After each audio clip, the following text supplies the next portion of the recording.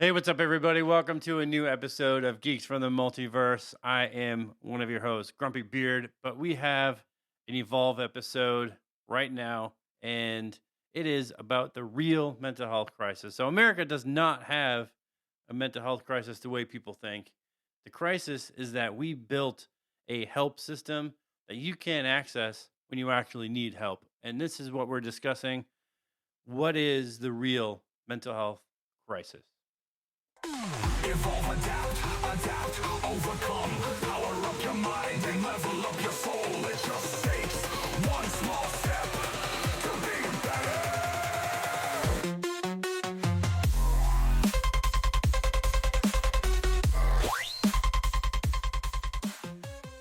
Epic. I like that music so much. I like all of our music, actually. I do that. And yes, and this is your boy, Captain Lestage, because, Matt forgot to apparently, introduce me. Oh, as I we always didn't do. forget.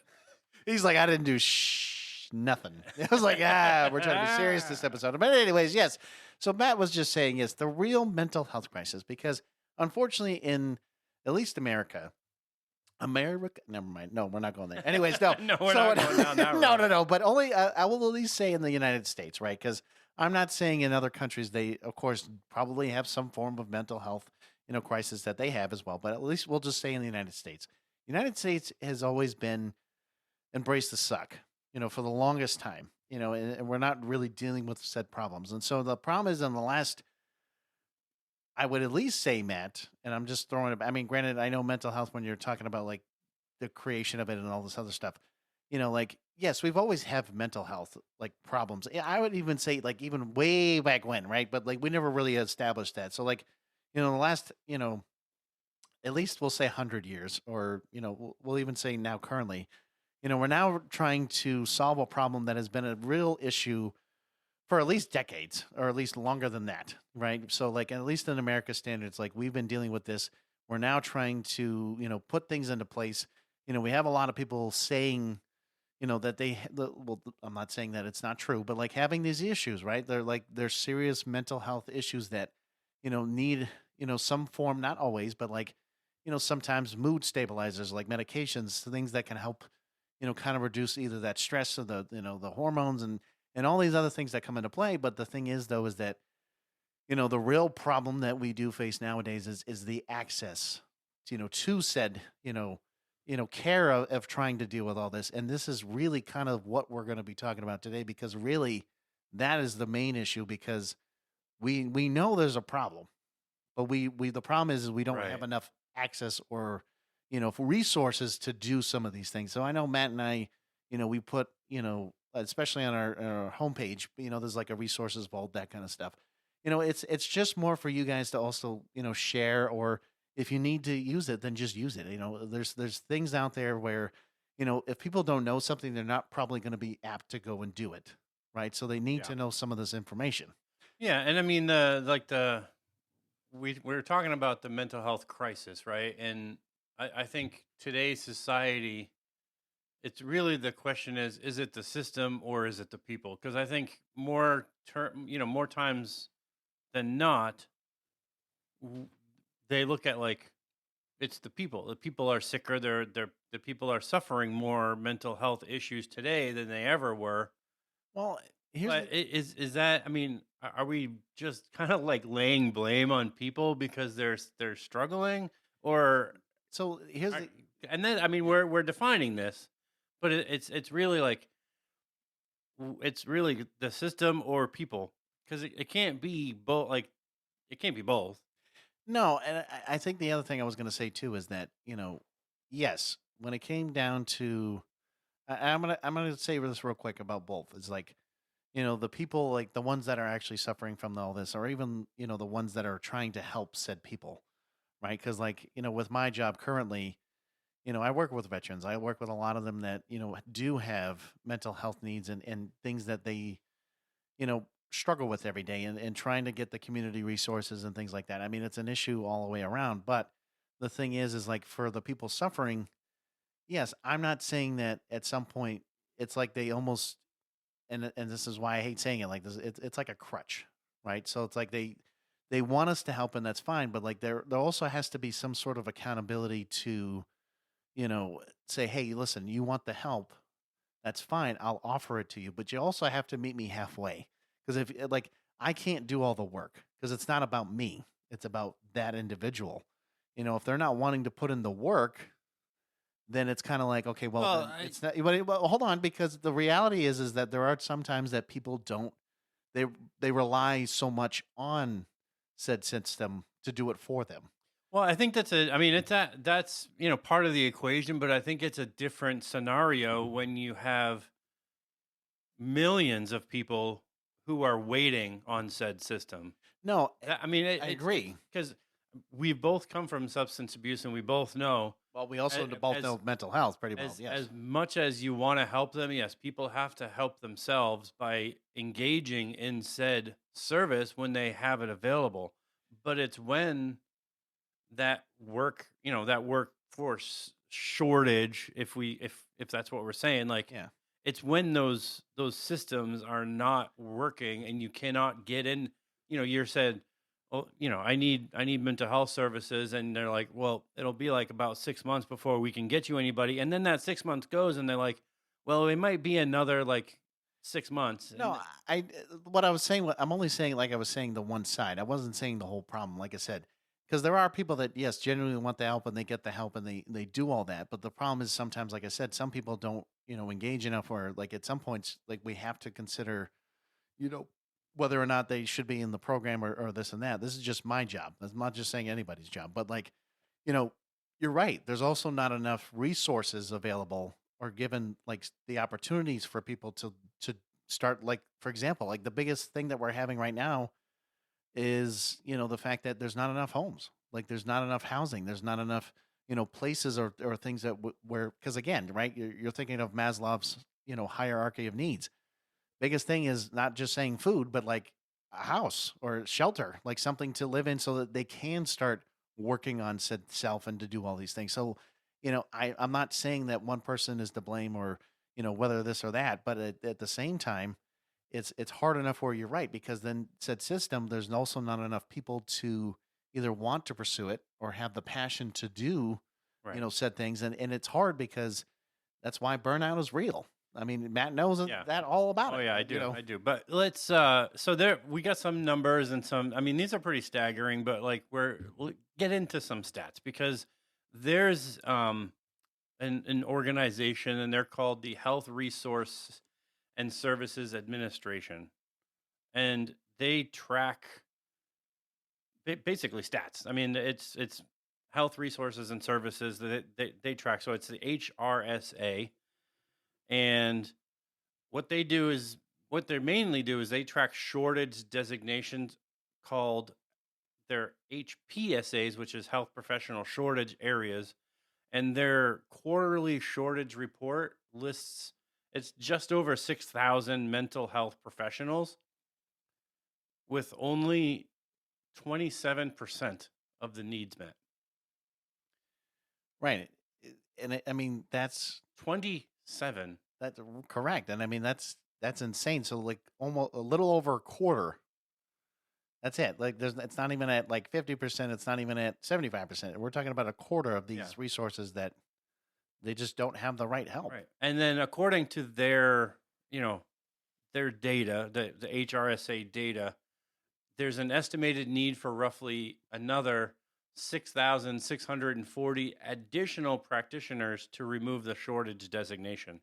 So this is what I was going back to a second ago too, is that if you don't have the people to help said resources and stuff, I mean, because here's the problem, right? With mental health or substance abuse or any of those fields, and I would even say even medical. I mean, because it kind of falls under that umbrella. Is like at the end of the day, when you're helping said individuals and you're trying to help them kind of figure out what it is that they want to work on and do all these things. Sometimes it could be like it could be a very short term thing, or it could be a very long term thing. And so like certain, I mean, everyone's different, everyone's needs are different in how they want to pursue things. But like going back to like my job currently is like it's hard enough where you're we're trying to get enough clients, but the issue is that we're not able to go further than where we're located. And so there's only so much we can do on our end, but like, we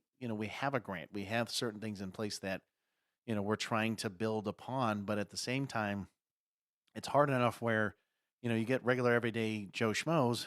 Yeah, I just call it like that, but for what it is. But you're trying to get as many people as you can. But like, the other big thing, especially about access, is that do you care about the quality or the quantity? Because the question is, because if you're overworked, right? Because this is where I was going to mention the burnout thing. If you have 100 and let's say 50 clients that you have to meet within a month time frame, is that realistically possible for one person to do? Or Well, I can tell you no. right, right, because then that's the thing, right? Because Yeah. then you're overworked, you're overstressed, you're over this, it's not reasonable or manageable. Because again, going back to that 6,640 number, that's why you need more people, because then you can hopefully supply that the quality, or really the quantity of this, but also, like I said, the quality is really also important. Because when you're working with said, let's say clients or whoever, you need to make sure that you have enough time to spend with them, because there's other needs that may, Yeah. need more attention. So like that's the part I where mean, it's the hard. biggest thing is like, yeah, you can have, you can have a caseload that's like 110. But the thing is, as a professional, it's not just like, oh, I sit down and I talk with them and that's it. Like, what's a big fucking deal? You probably could have 300. No, no, no. You have to do paperwork Which is also in a that lot. time. Like every time you see someone, you have to do paperwork. Yeah, Every documentation. month you have to do, there's treatment plans, there's, you have to make goals, you have to do Yep. all these different things. And it's a And lot of work. having, 110 people that you have to meet with in 30 days, you're lucky if you get to 50. Well, hold on. Even that. Think about this, right? Now, I know in our agency with treatment plans and documentation and stuff. So, like documentation for us, especially depending on notes that we write, we have a certain amount of time frame to get those notes done in that sense. But in a treatment plan, we have to do like a yearly treatment plan update, and then we have to do like a 6-month review. I don't know if that's the same with you, or if Well, it's I like mean, different in that sense. I worked in substance abuse, but every 30 days we had to review the treatment plan with our clients. I Which say is clients or basically patients. every time you meet with them. And then, yeah, I mean, every time that you see them and they walk into your office, you have to write a note about it. I mean, it's different because, like, if they just walk in and they're like, "Hey, I have this problem," like, you can write a quick note. But if you're doing like the 30 minutes, which we were supposed to do 30 minutes a month, Mhm. with them, like, you have to write like a whole Spiel. big note on them. But you have, by the time that you see them, you have 24 hours. This is like legal things Yeah. right here. Yeah. You have 24 hours to get that note done. But like we had to do treatment plans as well. So it's like you have those 24 hours. If you have 110 people, there's no way that you're doing that in a day unless you're working like 15, 20-hour days, sleeping 2 and then going right back to work, because you have to do all of these things. And it having almost like 6,700 practitioners that you need to fill that shortage is ridiculous. Right. And we're not even just talking, let's say, therapists. I mean, we're talking all kinds of things, case managers, like your short therapists. You can talk about, let's say, psychologists. We're talking everywhere. It's not even just like certain Yeah. percentages here, but yeah. And then, waiting times, right? So, like, this is a big one, right? This is a crazy stat. So, so wait times are not a side effect, but again, there's the system's default setting, which is true.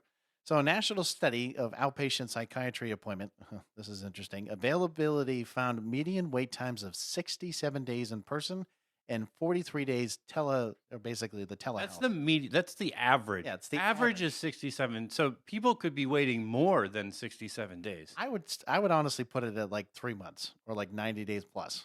It's depending. still crazy. So one of the things that I found, and this is one of the stats that was part of the PubMed stat that we just read, was the longest wait time was reported as 392 days. So that's over a year. Let's start with that. So imagine dealing with serious mental health issues. You're spiraling. You're at the point of crashing. And then you're told, well, you have to wait for a professional to help you from hurting yourself or killing yourself, only to commit suicide on day 391 because guess what? No one was there to help you through what you were dealing with. And that's the crazy part, because I mean, 392, that's almost a year. no, and I agree with you. I mean, that's the problem is like, when, people want to get into this line of work, I mean, some people, have different reasons or whatever the case is, but like, for me specifically, like I just, I have the passion to work with, veterans and, their families and things of that nature and, trying to help, get certain things going. But I mean, if you're just talking about anyone coming off the street, and start working with them and trying to figure out what it is that they need help with, I mean, I will say as a case manager, I mean, granted, I mean, having 110 clients to try to meet in a therapy appointment is, in my opinion, or even more than that, let's say 150, is ridiculous in my mind. But like to even try to get like certain amount of like caseloads, I mean, you're having to meet with them for an hour, typically, and you can only really do realistically about 4 or 5, in a day, depending on like time frames. Because you still like for us, like we need to make sure like there's time for documentation because unless, like you said, you're working outside of the work hours to catch up on all this stuff. It's astronomical. Yeah, especially if you work for, a nonprofit or something and they're like no overtime. So now you have to get it done in the 8 hours they give you. Right. So then imagine trying to also say, hey, well, so now for us, it's like, it's kind of like this. It's more of an unwritten rule, but like they want you to put like your first hour of the day, for like a documentation period, and then like the end of the day have like an hour of documentation. Not when you have 150 Well, people. no, correct, right. But then you also like for you're us, meeting with them every hour of that day. right? But then not only for that, but like for us too, we also have to put in our lunch. So we actually work a 9-hour workday. But like, you know what I mean? Like, so you have to put all that stuff in. So really, you only really have like 5 hours to like really, if you can. But that's just me though, like in the sense of what we're talking about. We only had half hour, which in the course of the 8 hours we had I could have 14 possible appointments, but that would be because I worked 5 to 1:30. That would literally be every half hour of that 5 to 1:30. Yeah, imagine trying to be like, oh, sorry, I got to go take a pee break. Sorry. That's not including like meetings. You also, when you have that professional, not that I was a practitioner, but being a counselor, you have to do supervision. Correct, which also we have to do as well. So you have to do that supervision. The supervision is another hour, so it's like And then you boom, probably 2 have appointments right I there. think you'd also have like a company meeting or Yep. something like that too. That's another hour and a half, maybe, depending on where you work. But like, yeah. And there's all these other meetings that you might have thrown in there. We're saying like when the care is delayed, people don't just pause and their symptoms like somehow vanish. They just go away. Yeah. The symptoms worsen. Relationship strains, the work performance drops, and the person will start internalizing the lie that they're failing. It's like they're waiting for someone to help them through what they're dealing with, and they're literally just being told, well, we'll get you in in 3 months. Okay, well, what am I supposed to do from now until then? Just pretend like nothing happened. Yeah. Oh. Just marinate in my pain, and mental health and the trauma. No, like you have to have some kind of system, and this is where the system, to me, you look at these stats. I mean, median waiting times of 67. That's ridiculous. The amount of shortage that is needed to be filled. This is not a person problem. This is a system problem. Right. And like I said, the other thing is, and I'm not saying always, but of course you'll have clients or people that, that we'll say maybe at first they wanted the help, but then it's like they start to disengage, and then it's more like you're sitting there like, okay, well, listen, I'm like, and I always hated saying some of this stuff too, but I always would say like, if like you have to be participating, you have to be active, because if not, because no offense, there are other people that need these services, and if you're not going to participate, at the end of the day, I can't help. I think that just comes with this. I mean, I did the same thing, and it was like, no, I mean, listen, if you're not going to participate in your treatment, you need to step aside. As much as it sucks to say to somebody No, it does. who's using, fentanyl and, you know, if you're not going to engage, you're not going to come to appointments, you're not going to do what's needed for you. Like, because I worked at a methadone clinic, and it's like, we are not going to be your legal, we're not going to be your legal drug dealer so that you can just come here, get methadone, and think you're fine. No, Like, but that's what I mean though. Is like at the end of the day, it's like there has to be that sort of accountability, and that's why I'm saying it. I know it comes with the job and the things about it, but like at the end of the day, is like we would also say like, listen, at the end of the day, there are people waiting, there are people wanting to get in and to seek services and to do all this. So if like this is an opportunity, like, and that's the thing where sometimes like I mean, you have to kind of like, okay, how long do you want to put up with this too? Because you're not just also going to be there to I guess I'll say it like this, coddle the behavior. yeah. You know, I mean, realistically, the system's not failing them; they're failing themselves. But I we're know, we're kind of talking. I know. Yeah, I'm yeah. only throwing both sides here because Yeah, there is both I sides to this as mean, well. I think every mental health or addiction or whatever is going to have those people that don't engage. And I mean, if that's what's fine for them, then there has to be a. And I don't want to just say like cut ties, like we Well, need there to has throw to them fucking ass to the street. no, But but I like mean there has to there be a has to line. be a line that they have to participate. But realistically, what we're talking about is like that wait time, the amount of shortage that is there is a real thing. Like there's not enough services for people who are dealing with mental health and to be told, well, you have to wait 3 months, 6 months, 9 months, 392 days. Like that is a realistic thing. Like that actually happened. I don't know if they killed themselves or committed suicide, but somebody waited 392 days. It's an actual stat. No, to me that's insane because again, so here's the real damage behind of all these delays. When care is delayed, people don't just pause, right? Because we've already talked about that. Symptoms worsen or tend to worsen. Relationship strain, work performance drops. The person starts internalizing the lie that they're failing. You know, you got to keep it grounded because you don't need to hear these horror stories, right? Just describe the common pattern. Just try once, hit a wall, shame, quit trying again. Like it's just this constant cycle that we're also trying to break, whether you're mental health or substance abuse or really substance misuse is what they call it now. But so like this is true right here. This little thing right we're gonna say is we don't have a treatment system, we have a voicemail experience, which I do agree that yes, a lot of places it's definitely like that because when you have so much, unfortunately, like you only have so much resources, and then people are waiting in line to receive some of these resources. It's I mean we're talking thousands of I mean now I mean I'm just talking about like where I'm at, but like if we're talking about nationwide, we're talking about millions of people waiting to try to figure out what can I do to help better myself. And that's astronomical. And it's crazy to see like, oh yeah, we just have a voicemail experience.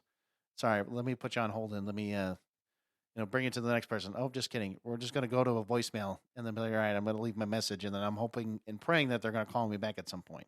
Yeah. So I mean, a little personal story about myself Oh because boy. I actually have the experience. Not that I like took the initiative and called different places because I didn't, but when I was younger, I was diagnosed with Asperger's.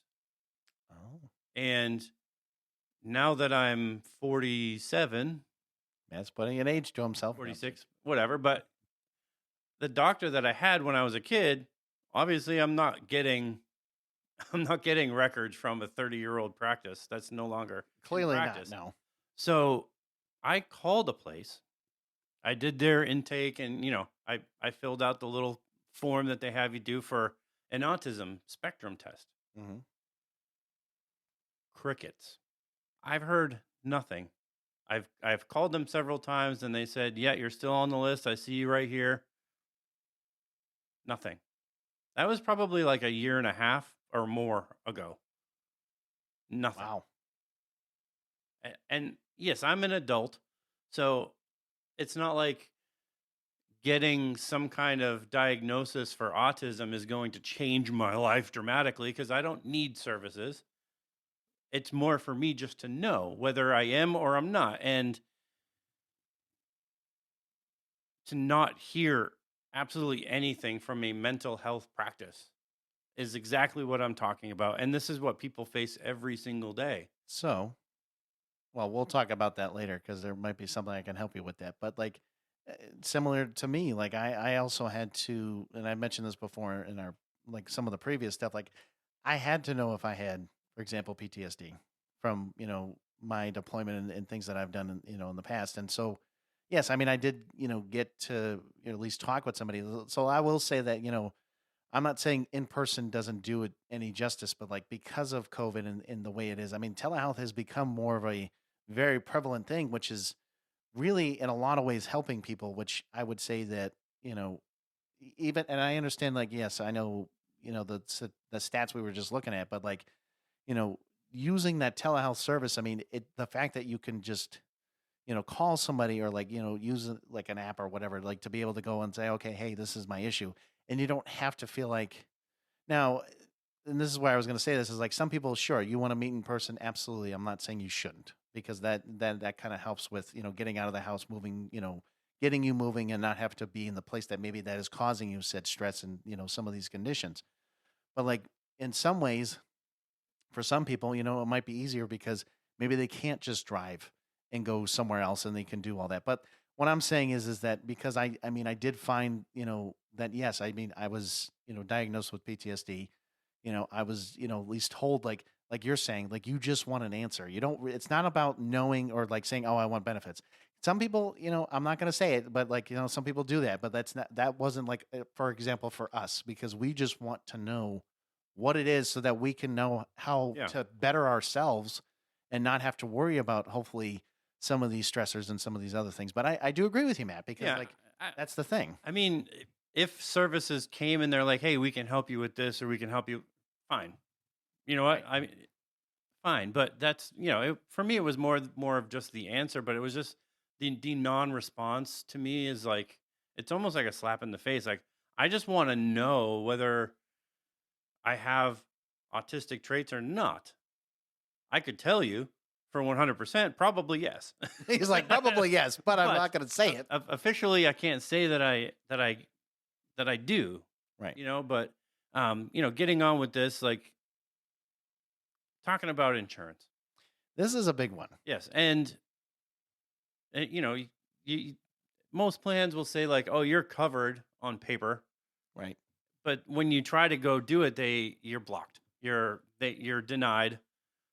Um, and so I want to go over some of these key terms because a lot of I don't know why mental health does it. I It's didn't like even know it's half these terms, to be honest. it's like human services. Like they have to, They got to be different. they got to use these abbreviations for everything, um, and it's so stupid. Like, but there's three of them here and we're talking about some stats with each of these three, but the MHPAEA, which is the Mental Health Parity and Addiction Equality Act. And then you got the EBSA, which is the Employee Benefits Security Administration, part of the U.S. Department of Labor, that also enforces the previous acronym, for many many employer plans. And we have NQTLs, non-qualitative treatment limitations. Those are rules that limit care without using a number, like prior authorization, narrower networks, reimbursement practices, or medical necessity criteria. So this very first one, federal parity enforcement is literally flagging network access as a priority problem. And the Department of Labor's 2024 report to Congress describes heavy enforcement focus on those non-qualitative treatment limitations related to network adequacy and network composition. And they have 25 plus investigations in that zone, according to the Department of Labor. That's insane. I mean, so you have these mental health organizations or practices that are telling people, "Oh, you failed your prior auth." Like that your insurance denied your prior auth when they probably didn't even run it Said through your insurance. insurance. They just said, "Oh, he needs a prior auth. Just decline it." Well, and so here's the other thing, right? So, like, you're talking about, for example, like I know a lot of our clients, especially at our agency, we again, and I would say a lot of the services we do provide is more Medicaid. So Medicaid, in the sense of what we do, at least case management and therapy and things like that. It's of course it's billed now. Anybody technically, but it also bases it off of income, right? So, like, right, if you make too much, then you're basically either having to use your private insurance or Right. you have to do certain things to try to see if you can either come up with the cash or so it's a lot of these different things, but like I just feel that if they're just denying you based off of whatever insurance that you may have, that's crazy to me because like yeah, you look at certain plans like let's say Aetna or what is it, like Cigna or whatever, I like mean, there's all yeah. these other I mean, different, like Blue Cross Blue Shield, all these other ones Anthem, that yeah. that are really big, but again, depending on your employer, they may or may not cover so much in that plan to begin with. So it's crazy to me It that is. yes, Yeah. they're doing that, but then you got this, like the secret shopper reality check. This is the part people will feel in their bones. So in this case, the EBSA, right? They describe using a secret shopper approach across 9 surveys, calling 4,300 plus outpatient providers listed as accepting new patients. Now, here's the results of this. Okay, it's basically saying that they were consistently worse for mental health or substance use disorders providers than medical/surgical providers. The share who effectively offered a way to obtain services ranged 8 to 28% for mental health or substance use disorders versus the 24 to 37 for medical or surgical, So, which is I insane. I want to put this into perspective because you have the Employee Benefits Security Administration, what we just talked about.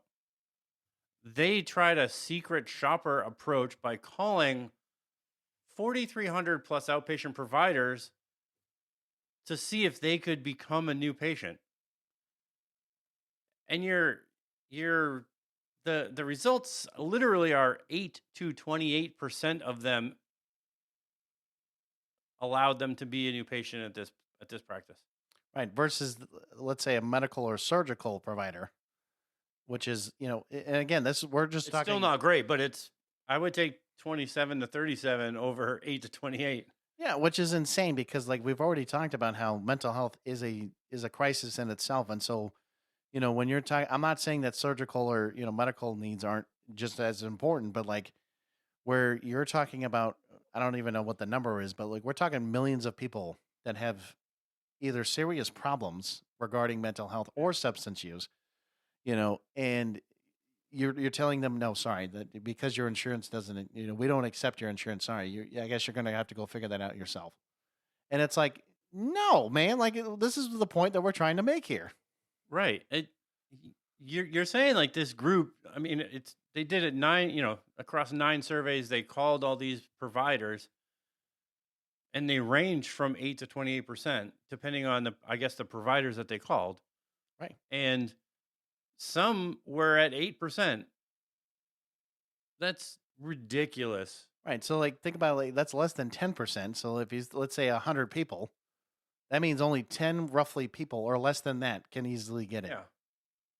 That's it. And you're like, wait, what? And the 90% are And of the 90 people are if gone. you multiplied that by 1,000, by 10,000, by 100 million, Very few people are going to get the help. very few people are getting in. And that's insane. And that's what It's- we're trying to say. It's just crazy. Yeah. Reimbursement and market dynamics, air quotes on that one. Market dynamics are the all purpose excuse.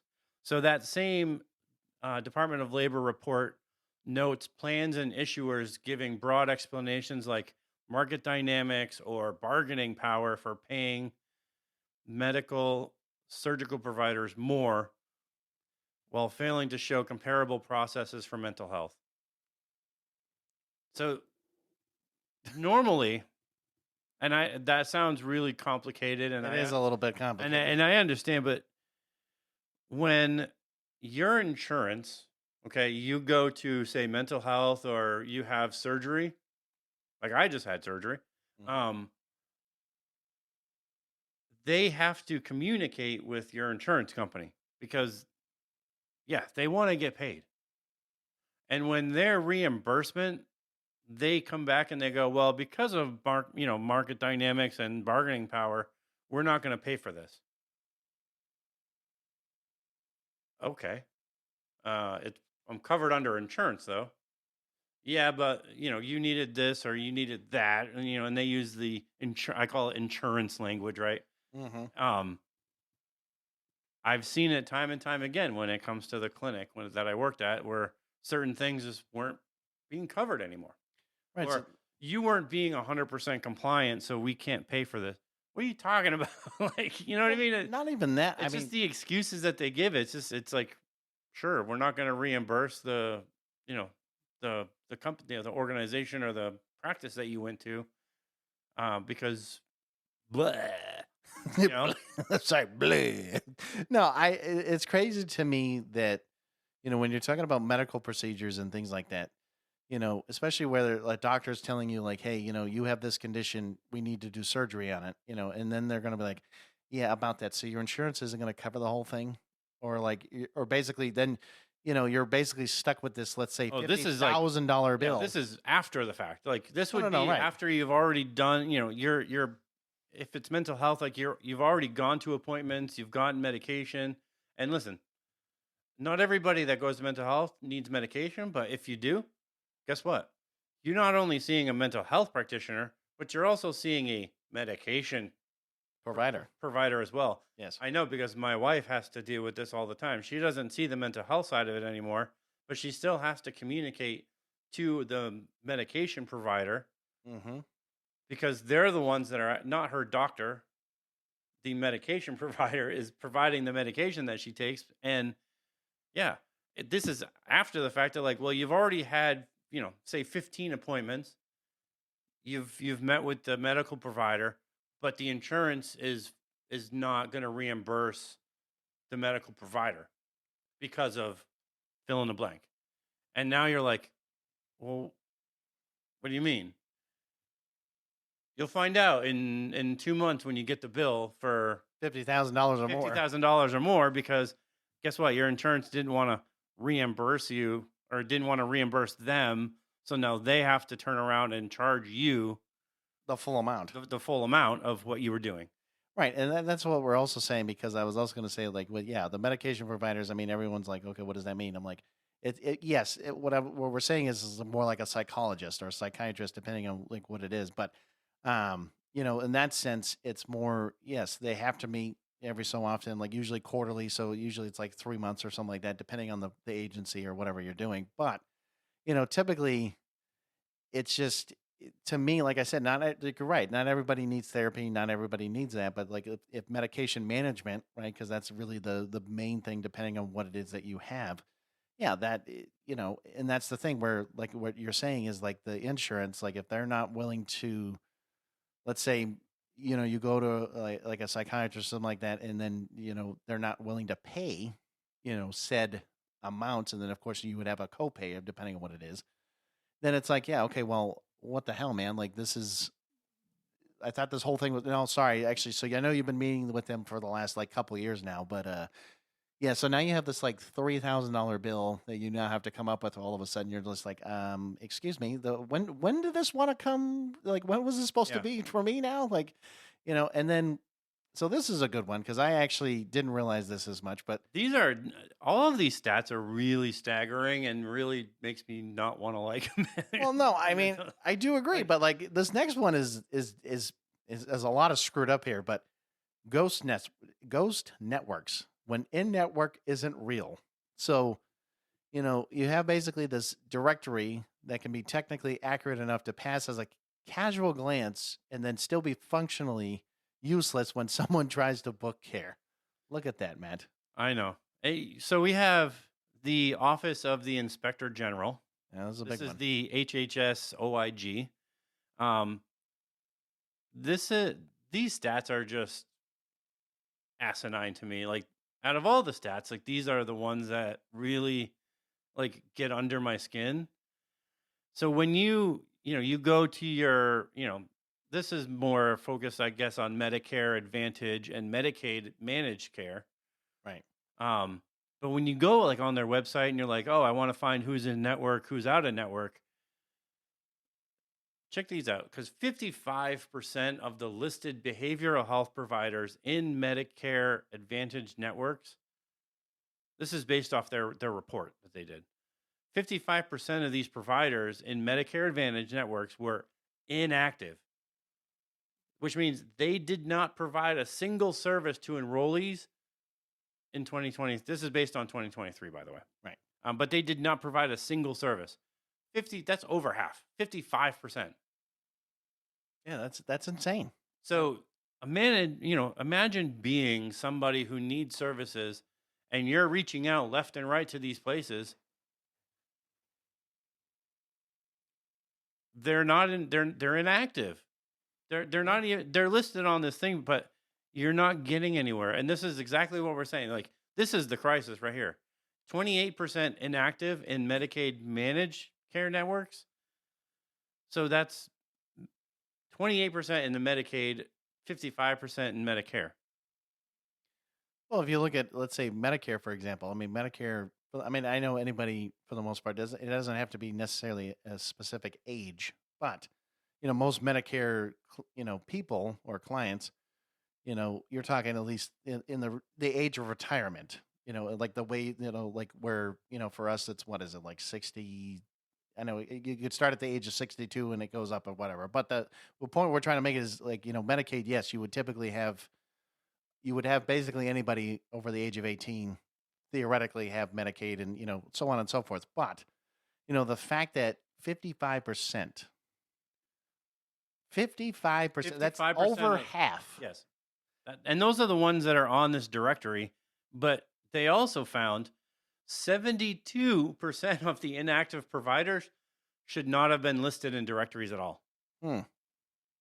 72%. And 46% didn't work in any directory listed location. That's even better. And then this one right here. Oh, this is where I feel like Matt would have a great time saying this one, but that's not limited choice. That's fake choice. It sounds like an ad, doesn't it? Yeah. Sound like that? A little bit, yeah. And then it's staggering, dude. Like that you're talking of the 55% of these providers, there were 72% that should not have been listed to begin with. Right. And that 46 of them didn't actually work in those directory listed locations. So you're like, we're saying like that 46%, if you had one of those providers, say they worked, I don't know, South Willow Street, BHP, Yeah. That 46% is basically saying that Dr. Schmo that should be on South Willow Street at BHP did not work out of that location. He's working somewhere in fucking Goffstown or Bedford. He's working a different location. So whatever directory listed location they had, 46% of them didn't work there. They worked somewhere else. Right. That's stupid. I hate he's like, so, quote of the story, it's stupid. So even if the networks exist, they can be tiny. So the same OIG brief notes plans sometimes included the very small slices of the local behavioral health workforce, with averages like 16% versus 31% in Medicaid. And in the studied counties. So I don't know like what these counties are, because obviously I didn't do the study, but the networks are 16% for Medicare. 31 for Medicaid. It's like, imagine you go to a grocery store and they only stock about 16% of the food and then says that you're covered for dinner. Right? Like, you're like, wait, what? How am I supposed to make dinner on 16% of the food that you're supposed to like?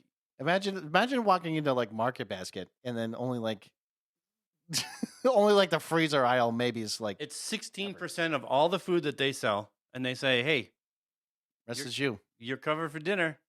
And you're looking around, and almost every single shelf is just empty, except for maybe paper goods and a couple frozen like Yeah, breakfast things. meals. And you're like, "What the hell am I supposed to do with this crap?" You're like, well, I guess you're supposed to wrap the frozen dinners. I guess I don't know.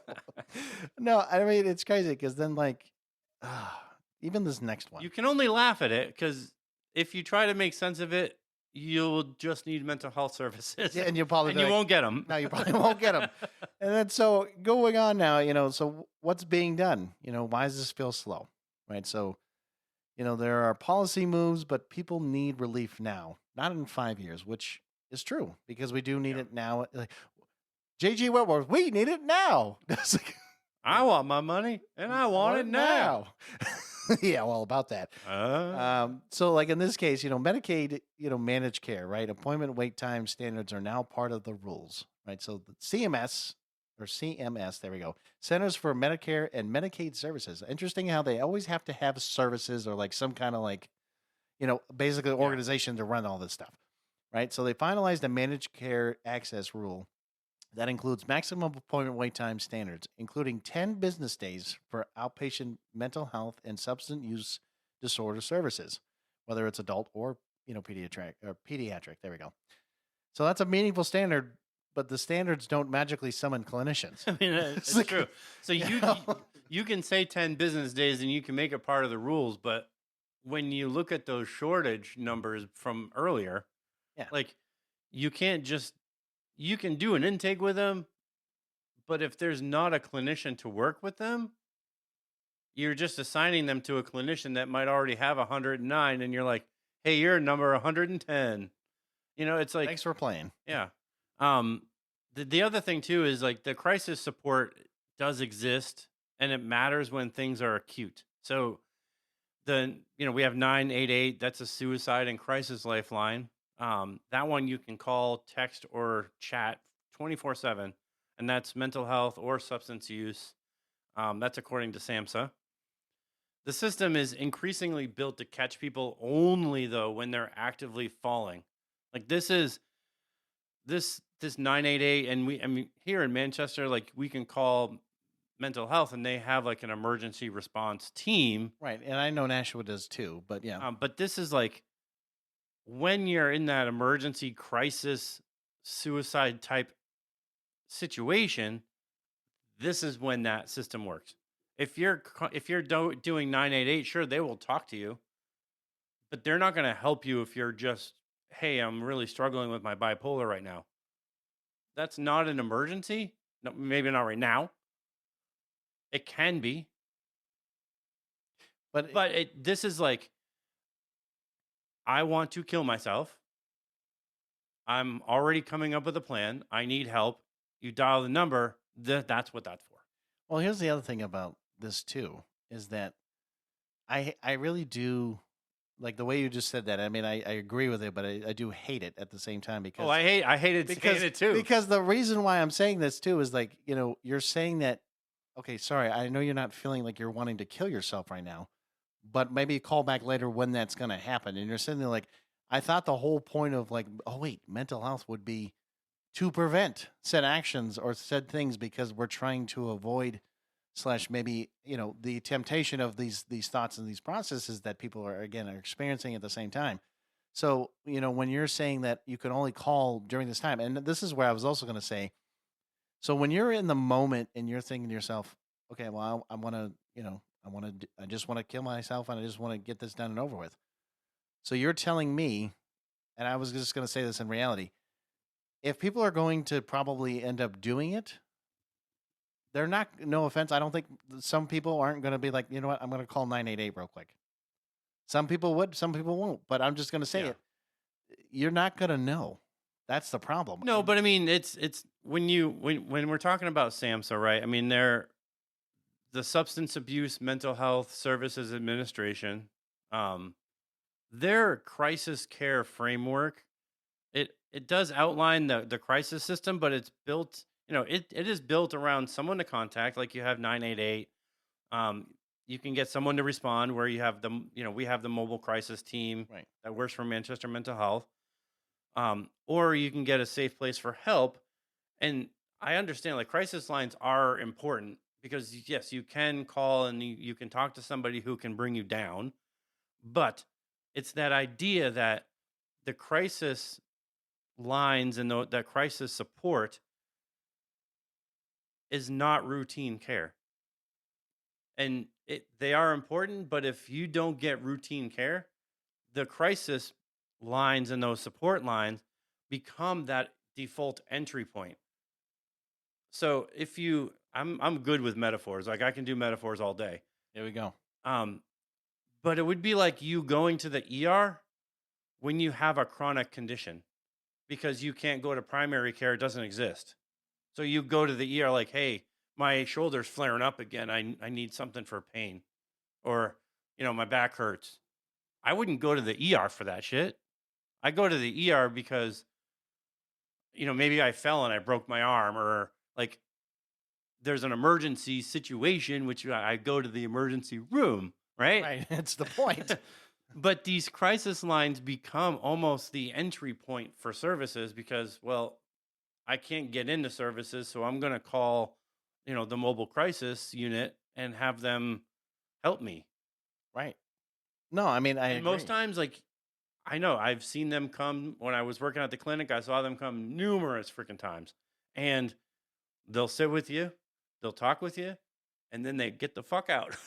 That they don't give you services. They're basically trying to talk you down and saying like, "Hey, everything's all right." Like, they have their the clinician and everything, but they're not providing you services once they walk away. Right. Because it's not the constant care. It's only in that emergency. So that's what becomes the problem is people end up using those crisis lines for that entry point to get services, and that's not what it's for. Well, because again, going back to the wait times, going back to trying to get the help that you need. Right. This is the problem. Routine care is almost inaccessible unless you wait. Or you wait until Or an emergency. you have the best luck on anyone on earth and you call and they say, "Hey, we can take you on Tuesday." And you're like, "Cool, it's fucking Monday." Like, I guess I'll come in tomorrow. No problem. And that's really rare because most times like they'll have you wait, a period of Several time. days, yeah. But the system fix talk that, we're saying like, how does it get fixed? It focuses more on like that long-term workforce pipeline, like training, licensing, reimbursement forms. That matters, but people living in it need short-term tactics to get through the gatekeeping, like now. Right. Like crisis lines cannot be that short-term tactic, and that's I think where the system fails is that there's not enough practitioners or practices that can give you that short-term Mm-hmm. plan. Like, yeah, come in, we'll meet, emerge. I think Manchester Mental Health has it, but with as many people that are showing up, like I said, it's supply and demand, right? You have to Right. have the supply for the demand that's coming. And when you don't have that, there's no short-term tactic until you get this gatekeeping thing out of the way and you're like, yeah, we can take you full-time as a patient. So here's the other thing too, and I know we don't really like to talk about politics either, but it doesn't help currently with certain decisions that are being made too, that there's a lot of cutback on a lot of different resources, which makes this even harder than we already started to have the issues with. And it sucks that you have to say, okay, where can we put this money, like in what pot, like in what situation are we going to talk about?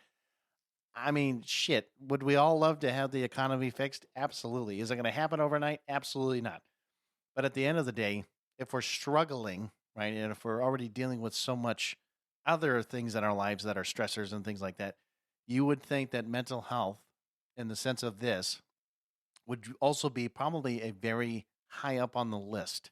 You would think. Now that's an ideal world, but that's not reality, because the reality is that's not really what's happening. Is it's actually being cut back, probably even further, and it's addressing things that are just not. Well, I mean, you look at we had the Farnham Center, which they reopened as behavioral health services. I don't know if you saw that. No, I did not. Um, but we had Farnham and a few other places closed because they basically cut The funding. the funding. And I mean, it's a real thing. But I think another issue on top of that is we haven't even mentioned anything about the bad players. Oh yeah. Because there are players out there, practitioners, doctors, psychologists, that have fully taken, advantage of their patients, whether it's like, I don't want to use the R word here, but rape, molestation, but they also, exploitation. I mean, we worked at Farnham Center, right? We know the relationships that were taking place. I'm not mentioning names, but it's that one thing. Like, you have It's the sad reality. you have practitioners who are engaging in either love relationships, Which is a or big no-no. highly sexual relationships with their patients. And not only do you look at that and you go, well, that's just wrong.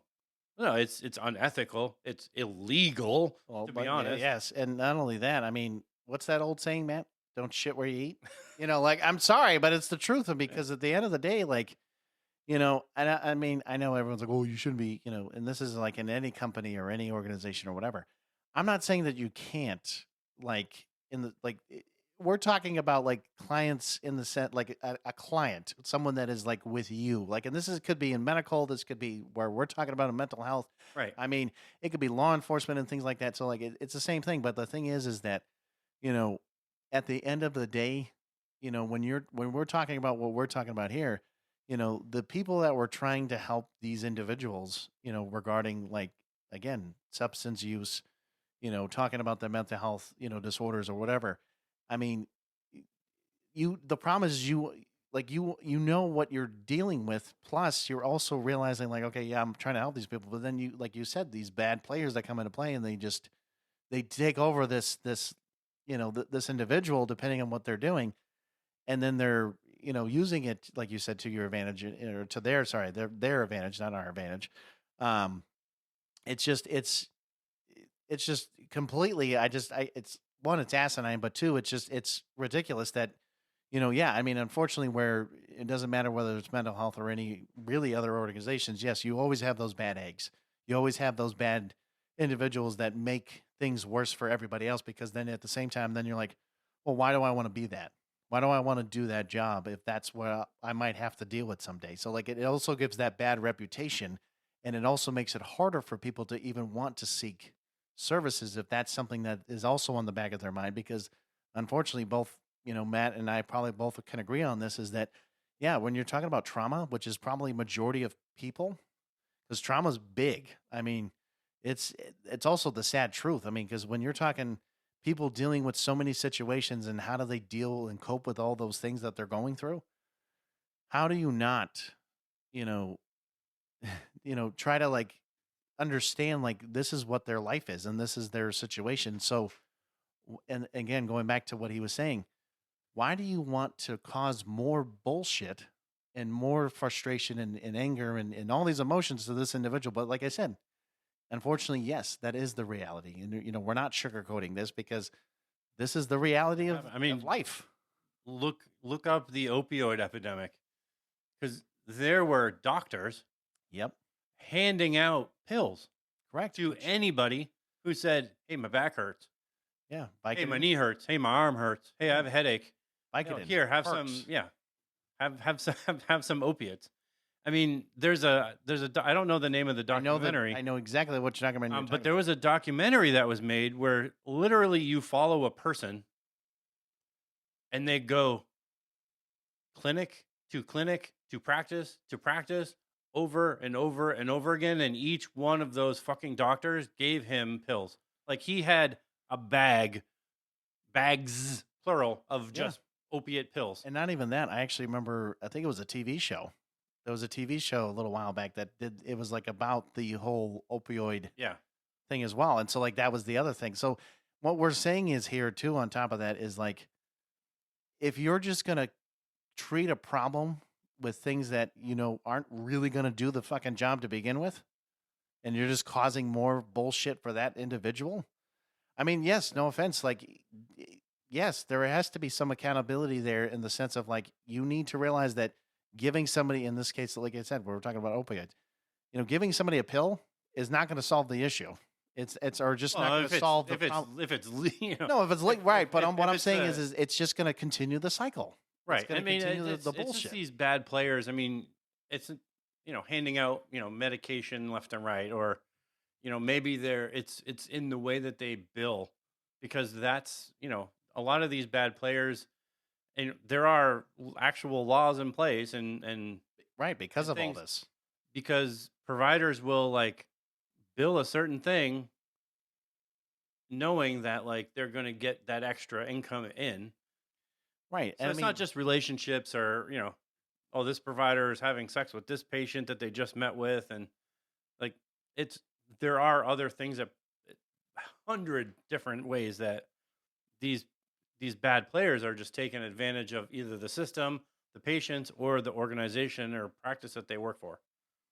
yeah, and then again, that's why I'm saying about the bad reputation, because then again, when people want to pursue, let's say, certain fields, why would they want to do that if they're gonna, if they're already seeing scandals, if they're already seeing Yeah, I certain, mean, because that's just imagine the reality too of that. just imagine being a patient though, and knowing like my provider took advantage of me, so now I can't trust any provider. Well, no, correct, because that's what I mean about that reputation. Because then, like you said, you start to build this like stigma, and you start to build these Right. these walls and these barriers, and then you're like, well, how am I supposed to trust anyone with medical Right. care or mental health or anything like that? And I agree with you, and that's another serious problem. But going into our blueprint challenge, Yes, our Evolve Blueprint Challenge. So this is we do this challenge just for our Evolve episodes where listen, if you are in need of making or getting an appointment or finding a provider, this is our challenge to you. It might not apply to everybody, but maybe somebody who is trying to get services and they're just haven't been successful at this point, but this is our challenge to you or somebody that you know or love. And the goal is to get an actual appointment or at least a real next step without burning out. Because I know, you call places and you call places and they're like, well, we don't accept that insurance, or yeah, we're not accepting patients at this time, or fill in the blank for the excuse. You get these right? excuses. So one, the very first step is you have to triage the need. And this is without shaming yourself and being like, well, no, just triage your need. If it's an immediate safety crisis, skip the find the provider maze and use the emergency services. That's 100%. Like if you are in danger of either harming yourself or harming somebody else, that's where you use 988, you go to your ER, or you call like the local crisis line for your mental health. It's not drama, it's just choosing the right door that you fit into. But you need to triage the need. Like, why am I needing services? What are my symptoms? Like, what am I dealing with? This is the very first step. You have to figure this out. If you're suffering from depression, you know, take a notebook, write down like what your symptoms are, what you're dealing with. This makes the next few steps a lot easier when you're calling these places, because you're not just thinking off the top of your head and then your mental health systems are just taking over. Right. Right. And you're just like, I just can't deal with this right now. And you give up. If you triage what you need, at least you have that framework. You have the foundation of what you do in the next step. Yeah. So, me moving forward here, like it's step 2 here, right? So, run 2 lanes at once, because one lane isn't, just how people are going to get, they're going to get stuck, right? So, lane A, right? So, like lane 1, right? Traditional therapy, slash psychiatric searches, or you can go with lane B, right? Ask your primary care provider, PCP, right? Or for interim support like meds, referrals, resources, while lane A crawls. This is how people avoid the wait 67 days in a silent trap. Right. So like in that sense too, is that, yeah, do don't always just stick with one option, because here's the other thing too, and this is something that Matt and I also agree is that and I know I've done it, and I'm assuming Matt has done it in the past, is like when you're looking for somebody, especially therapy or even psychiatric, whatever, don't always go with the first option, because you might find out that that person you're talking with, and you're let's say do a couple sessions, whatever, and you're like, I'm not really feeling this, like, hopefully therapeutic kind of relationship. I know sometimes people are like, oh, that's a little too early to tell. You can tell pretty quickly if that person's really going to help you in the sense of what you're doing, because it's the way they're talking with you. It's the way that, whether they interact with you more or they less or whatever. And it's also some of the responses they give, because Right. I will admit sometimes that's not Yeah. always the greatest. So, yeah, I mean, for example, Tate, which is my youngest child, which is not a child, youngest adult child. Years ago, when we were trying to get some type of services, we went to a practice. It was on Chestnut Street somewhere. mhm, But the practitioner that she was, the clinician that he was meeting with, mhm. was like almost 70 years old, like a 70-year-old guy. And of course, at the time, maybe like 16 ish. Yeah. And you're all, this is exactly what you're saying. Like, there's a gap, right? Right. You're talking about a 16-year-old kid meeting with a 70 something adult. I'm not, you know, he had a weird way to talk. I'm not making fun of it, but it's the truth. There's going to be a gap in, does this person really understand me? Or are they just way too old school to come to my level? Right. And I mean, I'm not saying that you can't find someone, especially like we'll call it age, that don't have that kind of open mindset. But yes, you're right. I mean, typically, if we're talking about just human beings, typically once you have a certain way about yourself, you're probably not going to I ultimately mean, change it. he was very knowledgeable. He was very smart dude. He was very caring. Like, you could tell, like, he was a good clinician. Like you're right. You could sense all that stuff. But maybe for me, Right, for you, maybe correct. But but like, for a 16-year-old kid who's, TikTok and, all the other stuff. playing online games, and he's not going to relate to any of that. Right. So I would say more probably either my age or a little bit older would be like that. That be like, yeah, okay, so yeah, young enough that, but not too old, and somewhere like Right. somewhere in the middle. And I But get this all is that. like, when you run two lanes at once. One, generally before you go to a therapy or psych provider, they're going to need a referral anyways. Well, that's it. So you could start with with your PCP. If you don't have a PCP, get off your damn couch and go get one. Right. I mean, well, because I'm not gonna lie. I mean, I didn't have a PCP for a very long time, and it's like, yeah, but it's necessary in regards to getting, therapy or at least psychiatric stuff. Because, but I will admit though, Matt, is that even nowadays, well, and this is the other problem, right? So depending on what kind of insurance you have, and this is where we kind of go back to it. Yeah. It's tough, because a lot of times I would say now, I would even say either my age or even younger or probably even a little bit older, depending, they might look at doing telehealth more often than not because of Well, certain things as well. that still might be the case, but you still would have to see, Well, your primary care for that referral, because if you go to these places and they're just going to tell you, like, we can't do anything unless your doctor gives us a referral. So, but what's funny though is I actually didn't need a referral, especially because I do meet with somebody every week, and she is a psychiatrist, or actually, I think it's like an APRN type version, or I don't know. The point is, what I'm trying to say is Yeah. that whether you do or don't, it's the thing is nowadays, especially where telehealth is really becoming more prevalent. Yes, make sure that there are things in place that you can at least try to like you said, go talk to your PCP about it, or find a way that you can do telehealth, or if you want to do traditional therapy and you get out at a certain time and you go do it, then whatever. I mean, the point is, you do want to run both lanes, but I would say, if you are going telehealth route, you have to make sure the provider that you're doing telehealth with is the same one that you constantly do telehealth with. Oh no, I Because agree. if you just call a service and they're like, well, you're going to talk to Mike today, and then you call in, you call the next week, say, today you're going to talk to Susan.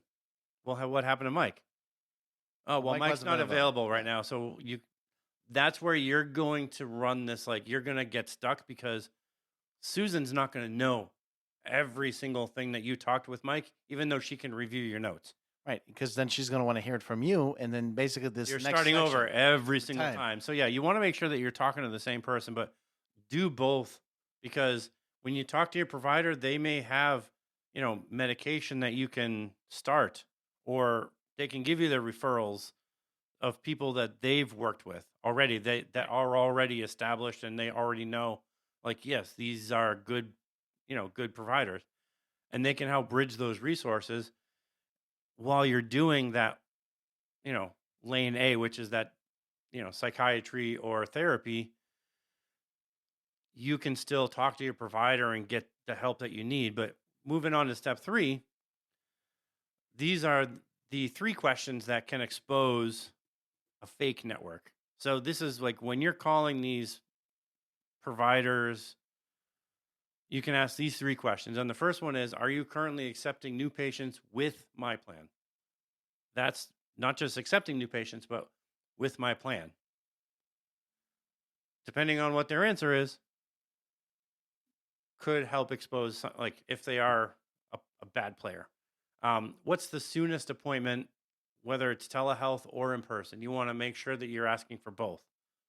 Because if you can start telehealth, Do it. until you can get an in-person appointment, you need to do it. Like, if they tell you, like, oh, no, telehealth isn't available for the next 5 months, you might want to move on.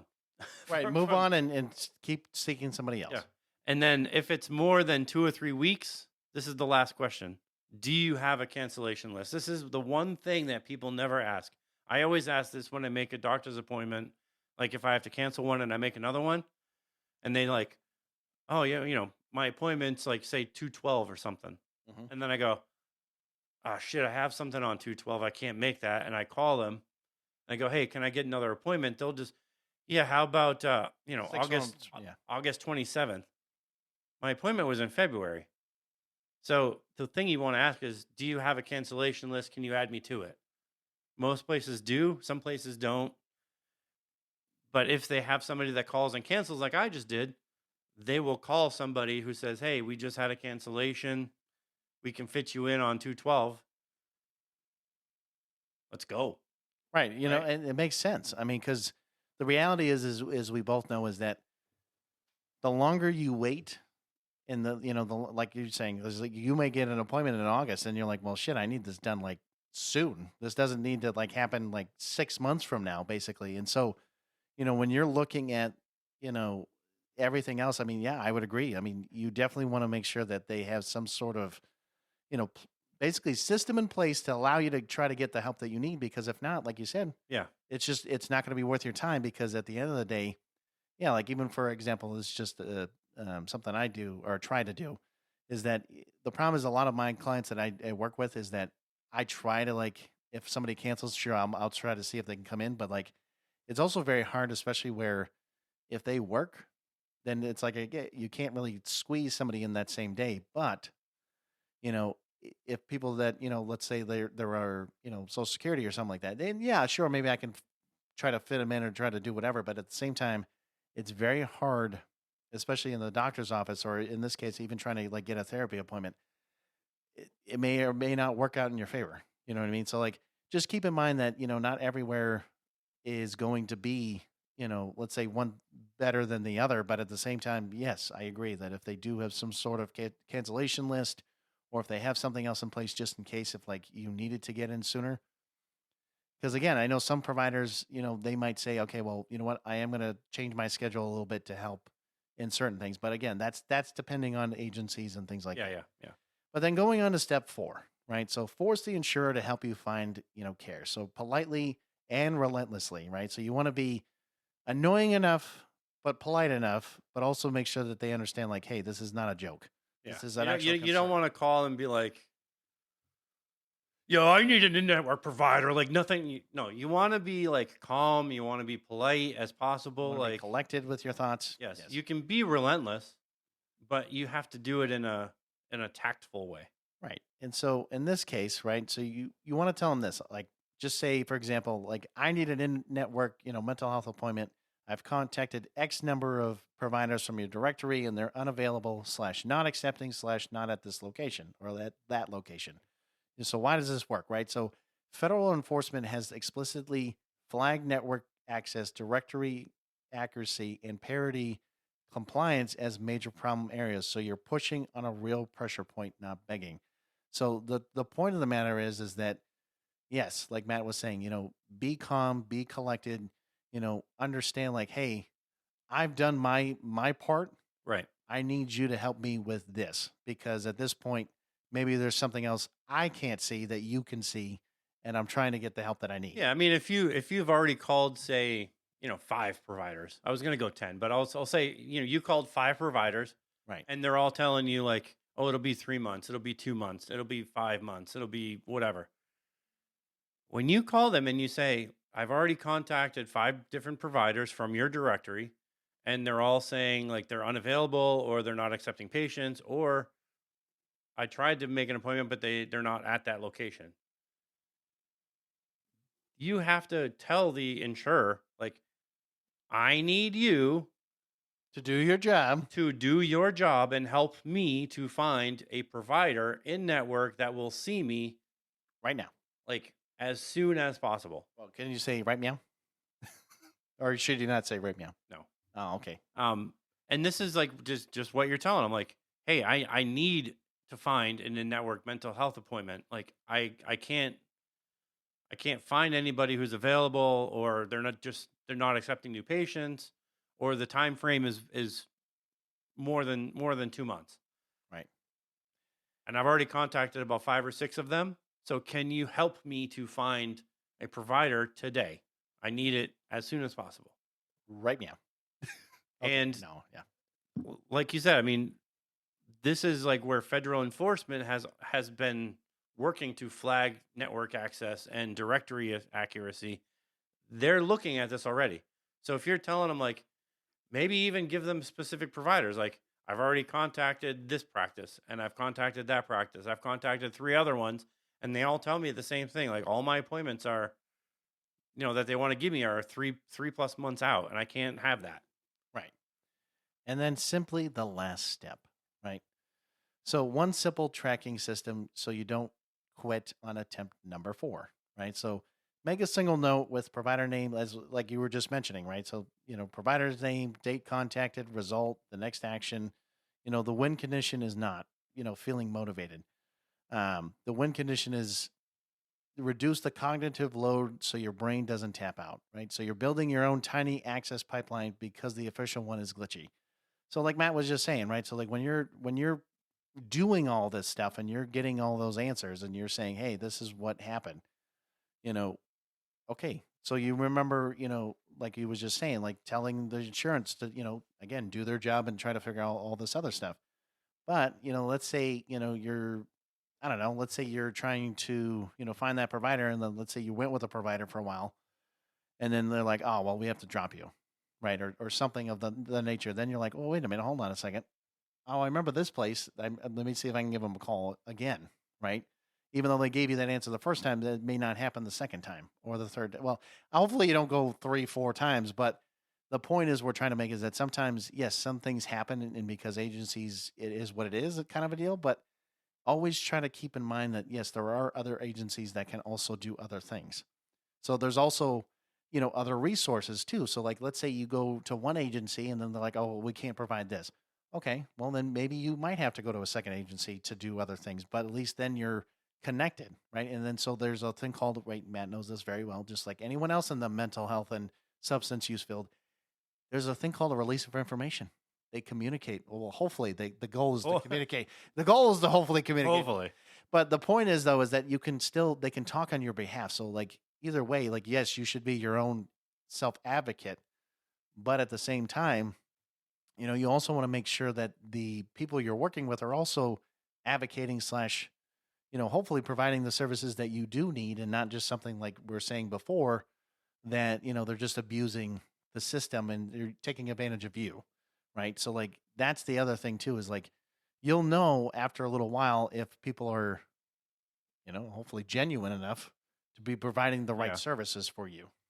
Yeah. I mean, it's really one of those things to keep yourself more informed. Like when you're contacting these providers and you're writing down, like, these are things like when you do call the insurance, you can actually say, like, I've called 4 different providers. Here are the provider 1, provider 2, provider 3. I called them on these dates. These are what they were telling me. Like, it gives you more bullets in your gun. I'm not meaning to say It's just anything, like, whoa, wait a minute but now. it gives you more ammunition against, you know, these shortfalls, because then the insurance can say, like, okay, well, let's move on. The other advice that I would have is, if you don't have a PCP, again, get yourself a damn PCP. You hear Get that? yourself a provider. This is a PSA announcement. But you can go to your provider, because guess what? Most providers already have a list of, you know, psychiatrists or mental health. I mean, I go to Dairy Medical. Mm-hmm. Dairy Medical has their own behavioral health. Mm-hmm. And not all providers do. I mean, if you go to a private practice, they probably don't have one. But I can tell you one thing, it's not new information. They're going to have a list of providers that are accepting new patients that their other patients have already asked for before you did. And they have that list ready to go. I asked, and they gave me a whole 3-page list of psychiatrists that they've worked with in the past. Yeah. So it's a real thing. You have that list. You can match it to the ones that you're calling. And a lot of these practices, unless it's like I said, a private practice, they may have 2, 3, 7, 10, 15 people working there that can see you. So this is just a general advice to close up our blueprint challenge, but use all of the resources that you can. Talk to your doctor, call the insurance, go onto your insurance's website and get their directory. The directory is not always accurate, but at least you can have a list of providers that are in your area that are accepting new patients. You can see exactly, what they do as far as their practice. You can call them one by one. The goal is to get in. Right. And I was going to mention this too. I think was it therapy.com or it's like therapist.com? Like, so you can type in there too, and they usually have a list of, therapists that are actually in your local SAMHSA area. has one too.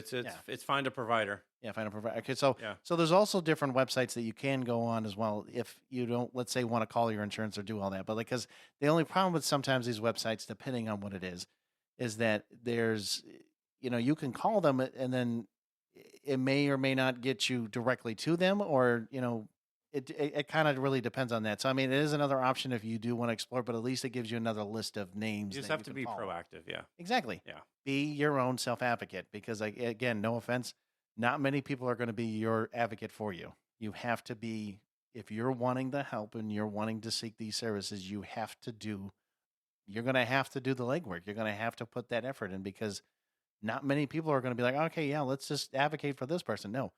Once you get in, that's when they're going to advocate for you. Right. You have to do unfortunately, the legwork to get in.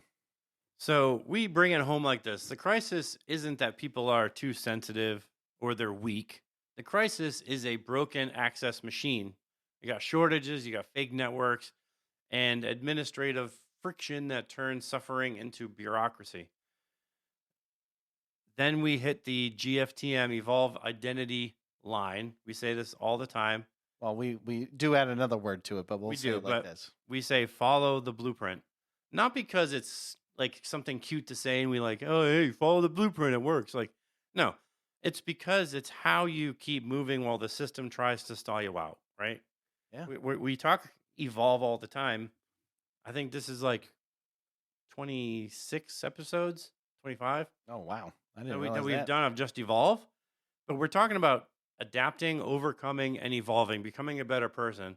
So if the system hands you some voicemail maze, like leave messages like you're invading Mordor, like one call does not simply get you care. You have to be proactive. You have to keep You have to keep pushing. trying. You have to keep pushing. You're not just going to miraculously get better, right? Like you can't just sit around and then expect like all of my symptoms just miraculously away. I No, wish. you're going to marinate in those. And I use the word marinate because it fits, right? You're going to marinate in your mental health symptoms. It's not going to get better. It would probably mostly get worse. Mm-hmm. And then not only are you just hurting yourself, but you're hurting the people that love you and are around you. Right, and it really at the end of the day, you know, yes, I mean you can call it selfish, you can call it whatever, but yeah, you kind of have to be selfish about getting the help because the realization is like we said, there is no advocacy regarding this unless you get in. But at the end of the day, keep in mind that because resources are getting cut back, and keep in mind that yes, there's providers that are missing, like not enough of, all these things that we've already mentioned too. We're only giving you the facts. We're not trying to just make this stuff up. We're trying to make you realize that, there is a need, there is this problem that we're having, but in order to try to take advantage best as you can, these are the tools we're giving you. Whether you use them or not is on you. Because at the end of the day, it's all that you can do. Plus, being your own, like I've said already, and plus Matt has already mentioned, being your own self advocate is really what's going to get you in and hopefully consistently try to get you those right resources. Right. So talking of resources, we have on our website, which is geeksfromthemultiverse.com, we have a specific Evolve page. Correct. You can listen to all of our Evolve episodes on that page. But the most important thing that I would direct you to is if you are wanting resources, we have a resource vault. It's Correct. a literal vault door on the website that you can click on, and another page will open with there has to be 25 plus resources on there for mental health, for substance abuse, bullying, domestic violence. I think there's some on there for that. Like there's a ton of resources. You can click on the page. You can click on the links. Each resource has a link to their specific page, Right. and you can find services that will help you in what you're dealing with. Well, not only that too, man. I mean, and again, I know Matt and I have discussed this before, but if there's other resources that we, let's say, have not provided on there yet, and other things that maybe we're not aware of, you're more than welcome to let us know, because then we can just add it. There's just different things on there that we can, Right. throw in there. So just, don't think that that's the only thing, because at the end of the day, sure, there's a shit ton of resources that we clearly didn't have on there. But if there's other things that are like, hey, you should, maybe put a resource for this. Okay, then we can put it on there. I think there's even resources for veterans on there. Oh, well, So I think there's only a couple, but it's fine. I'll work on giving you some, but that's not a big deal. But no, like Matt's saying, right? There's so many things that we don't always cover, so that's why we always need you Right. guys to help as well. yeah, I mean, if there are resources and you're on the page and you're like, well, this isn't listed or that's not listed, again, send us a message and we will 100. I will 100% add it to that list with the links and everything that you, because I mean, ultimately, like we care and we want to have those resources available, so Like- that if you are dealing with something, you can just go there. I mean, a lot of them are SAMHSA. Right. SAMHSA has like a million resources on their page, so a lot of them are just SAMHSA. So when you So- see like, substance abuse, SAMHSA. Find treatment, it's SAMHSA. Mental health, SAMHSA. You know what I mean? So Yeah. the other thing is like we're not gonna, if you're from Florida or from Texas, I don't know your local mental health and Information, right? organization's information, but they would be probably one of your first calls.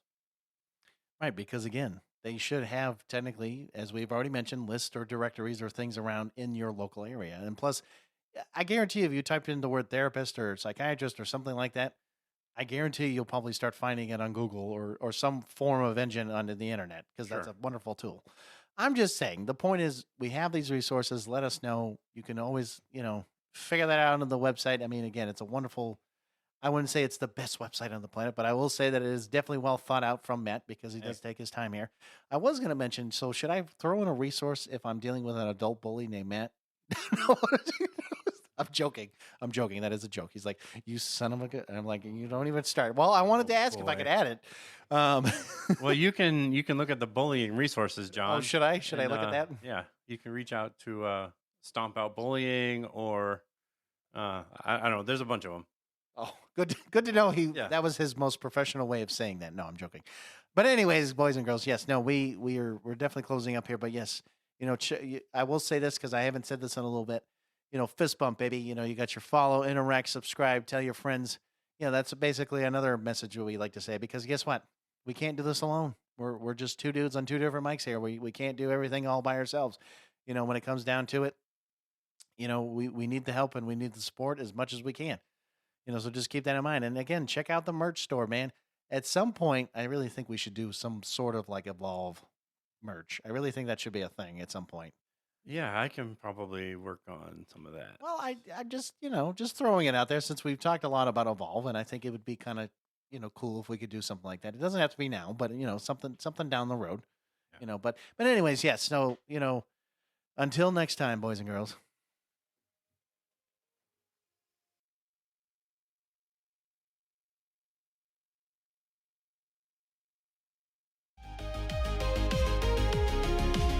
Stay geeky, cause we're geeks from the multiverse.